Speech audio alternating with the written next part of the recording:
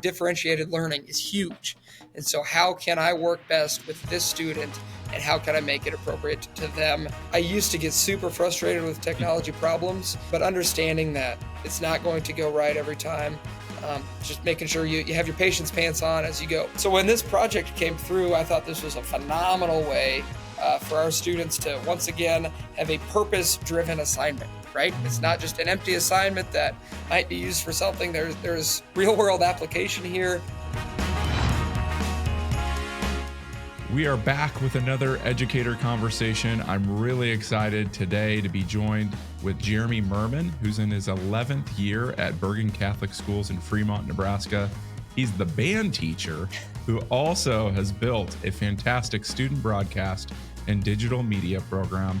Welcome to the show, Jeremy. Thanks for being on. Thank you. You bet. Happy to be here as we wrap up the school year. Yeah. So most of you that will be watching this, it'll probably be summer. We're recording this at the end of the school year. Jeremy already had band this morning, so now he's got a little bit of time to think about digital media. And what a unique, situation you're in. What drew you to becoming and helping with the digital media program as the band teacher? I've always been interested in just arts in general. Obviously, going the band route, I didn't have a whole lot of time for any other creative arts. And so when COVID hit and Striv came to our school, I was very intrigued by what was going on and volunteered to help out. And before I knew it, that was in our lap of running everything. So Wyatt Morse and myself kind of just took it and ran and gave me another outlet, something to learn. I love learning. And here I am. Now I haven't decided if I'm going to identify as a band teacher who does digital media or a digital media teacher who also does band. There you go. Yeah, tough decision there. So we dive right in, and that was a little bit off script. So thanks for sharing that, just because I love your story. But what do you think the three most essential, important things for a broadcasting and digital media teacher needs to know when starting a program? If you remember back in that COVID time, what would you tell Jeremy 4 or 5 years ago? Sure. So I think there's 3 P's. I came up with 3 P's that kind of help me out and hopefully help other people out. The first one being patience. You can't do it all in one day. You can't do it all in 1 year. If you go watch other people's broadcasts, which I thoroughly enjoy doing, especially Friday night when we're not doing our own football game, or hopping even on Twitter and seeing all the other Strive schools and seeing what's going on, you're not going to be able to get to that point right away. So having patience and trying to get one thing right, maybe these few games, and then add something, and it's okay to take a step back too. Sometimes we don't have the people or the manpower, and we just want to make sure we have a good video and one good announcer. So depending on who we have, you just have to have patience. The other thing with patience is making sure it's not always going to go perfect. I used to get super frustrated with technology problems or our internet bandwidth or whatever was going on.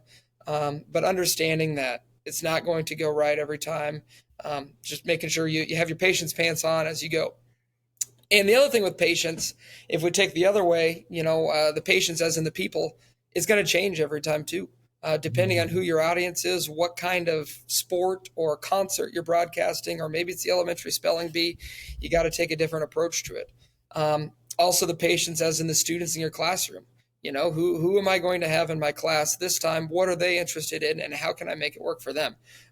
If you're in education right now, differentiated learning is huge. And so how can I work best with this student, and how can I make it appropriate to them in the future that they want?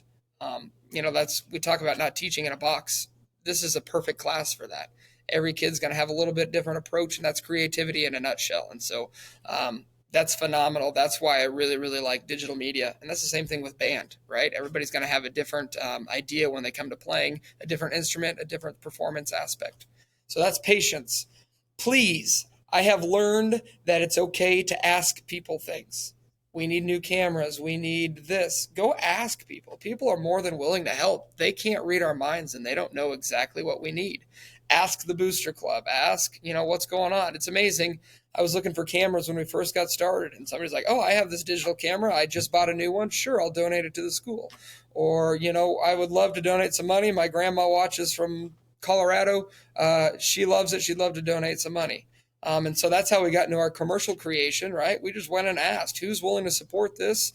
And what would you like from us to make it worth your time? And so we got into some commercials, and that's really become the favorite part of this class, I think. Same thing with student volunteers. I can put as many sign-up sheets around the school as I want. People aren't really going to sign up on those. If I go ask personally and say, hey, Nate, can you do this? It's really hard for people to say no times and for face-to-face. And so that's how we've gotten our group of students that are willing to help. It's just a simple please. So don't be afraid to ask. And finally, this is going to get your administration on board, but platform. Striv has become a phenomenal platform for our school, whether it's our sporting events, whether it's just Twitter or X, or Instagram that we've got on now. But it's a great way to broadcast what is happening in our school and the things going on in a wonderful light. The more events we can do, we've done concerts, elementary concerts, spelling bees, talent shows, track and field, all sorts of different things. And so what a great way for people who aren't in this town or maybe who even are to see what's going on in our school. And so from patience and please and platform, Striv has checked so many boxes for our school. Wow. I think we can probably end the show right here. That's a ton of value, the 3 Ps. Thanks for just thinking through that acronym and applying it to the experience you've had the last 4 to 5 years. I love that. So patience, absolutely. The running theme in all of these shows, talking to all of the educators, is to start small. And that's kind of falls in line with that patience and to ask. I love how you guys have integrated commercials in your class and doing those commercials we're going to talk about. Fun project you had. And then, appreciate you giving us a shout out with the Striv platform. So kind of switching gears a little bit, how does you've got lots of students that have gotten behind the mic and broadcasted games, but there's also kids that are producing and running cameras. What have you seen, through building your broadcast program? How has it helped students improve their communication skills? First of all, it's confidence. All right. I mean, the more you do something, the more confident you're going to get. And so making sure students have an understanding that it's okay to fail. It's okay to make mistakes. And they're learning right alongside with Wyatt and myself. I mean, we have had plenty of times where we don't have something set up right, or something's not working, or the internet goes out. But just having the confidence to go for it and understand that failure is part of success. Mm-hmm. I think so much failure has a terrible connotation with it. But we build up the word failure here because it's just meaning you're trying.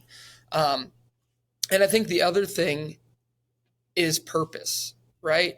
So there's a reason for this. We know there's people on the other side of the screen that are watching this. And so we're not doing a worksheet to do a worksheet. We're not reading this chapter just to maybe have a pop quiz on it, but there is actual purpose to this, right? We had 250 people watching this last night. So we have to make sure that you on camera too is doing a great job, and you doing your job is doing the switcher or whatever. There's a purpose. And I think when students know that what they are doing is important and there's people that are relying on them, then it's 100% a game changer for them. And we certainly hear about it if for some reason we aren't able to broadcast a show or something goes very poorly. I always joked early on, I wonder how many people call ESPN and complain about announcers or complain about things. But I mean, early on, we got a lot of that. I got all sorts of texts or tweets that, hey, your broadcast is coming in and out, or it's not on right now. But just relating that to the students that what we are doing is important, and somebody's grandma is out there watching, whether we know it or not. Students love that. I mean, how many times have you heard in a class, when am I ever going to use this algebra again? Or when am I ever going to use? But right now it is important. Somebody is watching, somebody's going to pay attention. Somebody's going to see that graphic that you just created, and it's going to be all over the internet, and who knows what might go viral. But the purpose behind it, I think, is huge to drive student success and confidence. Oh, I love that. You're dropping some fire here on this morning here. So, do you have any examples? Because you provided some great, you know, what the skills that they're learning there. How about, have you seen any transformation in students who maybe come into the class that were a little bit shy and they really came out of their shell and gained that confidence? Maybe you don't have to say their name, but can you think in general, just you've seen the growth in the students building up that confidence? 100%. A lot of people are like, I don't know, I don't really want to do this. I don't think I can handle this. To stepping up and then being the next person, teach somebody how to do that camera, how to do that switcher.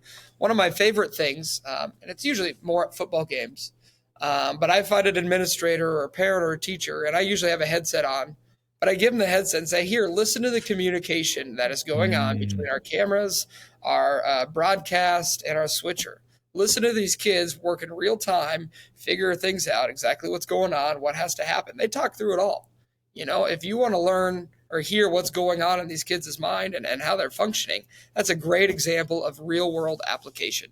And so these students come into their roles, they know exactly what's going on. We've been really lucky to be down to the state broadcasts for, football, basketball, volleyball. So our crew is pretty confident in that. But even seeing them from the last couple of years to even this year, they show up, and I think Eric's hands off pretty quickly, or Hoosier's hands off, and the kids take a lot of pride and confidence in that. And you see that as an educator, and that shows that what you're doing is important to these kids. Absolutely. Yeah, it is fun to see them gain that confidence through the reps, and then that's why we started doing this series, is for administrators to see the value and the hands-on learning, real world application that's happening there. So really nailed that. So over the last several years, we've had a partnership with Pump and Pantry, and you happen to have a Pump and Pantry in the town where you guys are located in Fremont, excuse me. And we've always wanted to do a project like this. And so we thought, hey, let's throw it out there for this spring. Let's see who, takes it on. And you were one of those classes. And we partnered with Pump and Pantry to say, hey, school, class, would you create a commercial based on the criteria and brand guidelines that Pump and Pantry sent out? And you guys created a commercial, ended up winning. I want you to take us through that process and be completely honest. Maybe you did it the week before. Maybe it was a month ago. I know we got a call from Pump and Pantry when you went there, and then we saw the commercial, and now I know why they probably called you. But I've showed that commercial now to several people, and they automatically laugh. You nailed the branding of it. We'll put the link to the commercial below, and your students are getting a pizza party. That commercial is playing at state track today, played at state soccer last week. But take us through that process if you can. Sure. So one of the big components of our digital media class in general anyway is commercial creation, right? So we have these advertising packages, and if they get one of the top two, then we go create a 30-second commercial. So our students have had experience creating commercials. So when this project came through, I thought this was a phenomenal way for our students to, once again, have a purpose-driven assignment, right? Mm-hmm. It's not just an empty assignment that might be used for something. There's real-world application here, and there's nothing better than our students having to go into the community, talk with community members, and figure out an applicable way to help them and their product. And so I was thrilled to get this, and I think the original date was supposed to be early for basketball, if I remember right. Yes, yeah, it was a quick turnaround. In February or something. So we had started working on it then. Actually, we had a call from the Fremont Police Department as well, and they wanted us to look at creating a video for them. So we had these two fun projects on how can we showcase the community of Fremont and how can we showcase Pump and Pantry, which is in the community of Fremont. So we immediately jumped on YouTube and started just watching commercials. Right? What do gas station commercials look like? What are we trying to get? We watched every Pump and Pantry commercial that we could find, Senex, all sorts of other things. Just what are we looking for in a commercial? What are you trying to highlight? I think the most challenging thing in a commercial creation is trying to find humor, because what you find humorous to yourselves isn't necessarily going to translate to everybody else. And then capturing that for something that can be played over and over again is even harder, right? Everybody talks about putting a comedy on in theater. That's really hard because everybody laughs at different things. And so how do you sell that? So I actually had brainstormed a few ideas myself, but before I could even pitch those to the class, I had them each come up with their own ideas on Google Docs, share them with me, and then we talked about it. And I believe it was Logan Hagen, came up with this idea right away. And man, it was phenomenal. So I was completely hands off. Like I said, I was ready to give them an idea and see what they did with it, but this had nothing to do with me. Nice. I helped execute a few things, but Yeah. they had the idea right away. They wanted to take it maybe a step further in a few aspects, but we had to make sure it fit in the time frame and it was completely appropriate. At one point, they talked about shaving my head while we were in there, so you could get haircuts too at Pump and Pantry. We had to make sure we had the disclaimer in there, and thankfully the shaving the head didn't go through. Yeah, but I was willing thankful for you. To. And so after we had everything kind of storyboarded, we had an outline. Then I set up a meeting with them, and we went to Pump and Pantry and met with their manager, also named Jeremy, great guy. And we said, hey, here's what we want to do. Here's the outline. Here's what we need from you. And I think that's where it's like, wait, what's going on exactly? And he just wanted to make sure this was not something we were just, coming up with willy-nilly. Yeah. But then they were 100% behind it. The day we went to film it was fantastic. We got a few weird looks from some of their customers. But everybody working there was great. The students set up the shots. We did, a few takes of everything and then brought it back. And by this point, I think the most important thing the students learned was always capture more than you need. And we had done a couple commercials earlier this year where it was very evident that we did not take enough pictures, we did not take enough video, and it is impossible to recreate scenarios in that sense. And so we had tons of drone footage, we have tons of video camera stuff, we had all sorts of things, threw it on a document, and then I let the 6 of them hash it out and take care of everything. And what Pump and Pantry had sent us for branding guides was great. And so it was, we were done probably a week before, but it took us a good couple weeks of class to hash everything out and figure everything out and go through edits. And then they would watch and critique each other's edits and go from there. Looking back, I'm sure Eric will call us out on some white balance on a couple of our shots, but there's always things to improve on. But it was just an example of a phenomenal project that is applicable to what the students want to learn, but applicable to real world too. And now they can go on and see their hard work on TV. Yeah, I wrote down in my notes, purpose-driven assignment. I can share that out because that's exactly what this is. And it gave them a purpose. It drove them, and you got to do it in a classroom and get them outside a classroom to create this a win-win. So really great job. And we'll again put the link to the commercial below, and Hoosier will put some B-roll over this too, so he can kind of share some of the shots, so you guys have some context of what we're talking about. And of course, as the band teacher, you notice the student with the tuba walking out, so that's a nice touch. So well done. The dog worked out well too in the dog car. And, no, it was, like I said, they did a phenomenal job with that. I just got to be along for the ride. Absolutely. Cool. We always wrap up with kind of what we call a shameless, humble brag, where the teachers that we work with share, how the training and resources and support from Striv Education have helped you as a teacher improve. And so would love for you to share. You've done that throughout this, but anything else? Yeah. I think the prime example is I'm a band teacher. I have a Bachelor of Music in Music Education. I knew what a camcorder was. I know what my phone is. I know what a digital camera is. But otherwise, I knew nothing. And I think, Striv has provided literally everything for us. From Striv AV to find the equipment that we need to a simple phone call. I don't know how many times we hopped on, troubleshooting things. It was easy to hop on FaceTime and give control of my computer to one of your employees and say, hey, figure this out for me. I have no idea what's going on. To running over to Arlington and talking with Scott Parsons. he was at a golf deal, and we were talking about all his camera setups, and then we ended up doing some golf deal, and he brought us a couple things to use. And so just the availability of other educators within Striv is unmatched. We watch other people strive because we want to be better than them. But at the same time, everybody's willing, hey, here's how I did this. Here's what I do this. So the better than is, just a confidence thing. But we get along so well, and you guys are always so willing to share resources. Learning from Marcus Shear, everything that he does. I'm like, wow, I would have never thought of that. That guy's a genius. So the availability of resources through Striv and Striv Schools is great. And of course, the most popular thing here is being able to broadcast NSAA events. That is a high point of the year for all of our kids. I don't know how many younger kids are waiting to be a part of that. Unfortunately, I have a really good crew who are just going to be sophomores and juniors next year. So we're going to have to find a way to incorporate more kids, but it's hard to take it away from those kids who already work so hard. But just what you guys do to build up the students and put everything in the students' court, right? It's becoming not about me as a teacher. It's becoming not about you guys as Striv. It's really future ready for the students. And so you guys have nailed that there. And I try to give shout outs to Striv as much as I can. Our administration is on board. They are 100% into Striv.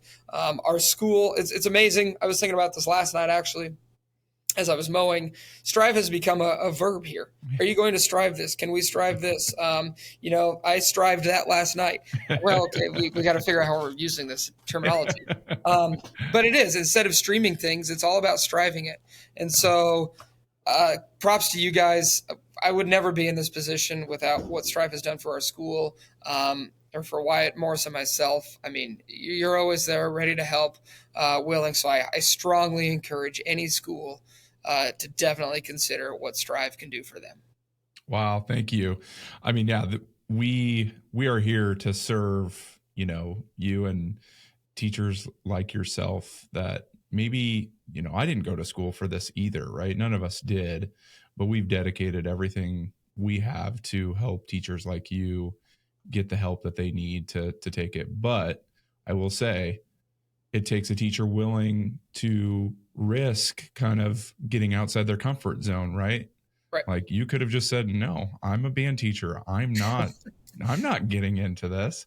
But there was a little bit of that creative side that you had that you're like, I want to scratch that itch. And so I love that you took that, quote unquote risk to take this on, and you're seeing the fruits of that labor for sure in a commercial like that, at state events, and then just the feedback you get from your community and admin, right, is right. Really fulfilling, I'm sure. So thanks 100%. For what you do. And go ahead.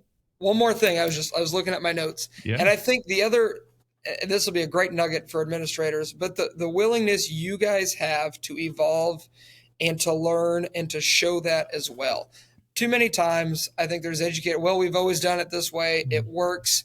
But you guys constantly putting out, hey, try this product. Actually, this product is going to be better, or this streaming way or way of doing things is way better. So your guys' ability to demonstrate that you don't know everything either. Mm-hmm. You're willing to learn. You're willing to try new products. You're going to embrace AI and use it for the best that you can, instead of just falling into a rut. Because I think that, there's a part of education that is that.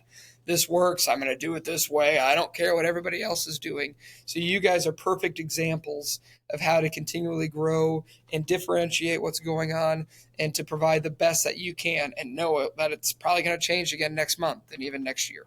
So thank you for you guys to do that. Yeah, I love that. Yeah, it's important. I mean, that's how we're built, and that's how education should be too. And that's kind of our motto, is transforming education through broadcasting and digital media. So that's exactly what you said. Thanks for the product placement behind you. I just noticed that about halfway through, and then I didn't know that was a piano. So next time we have you on, I would like to, there you go. Maybe we can hear a little bit of your piano skills as well. So yeah, we'll see about that. Okay. Thanks, Jeremy. Appreciate you, man. You bet, Taylor. Have a good one.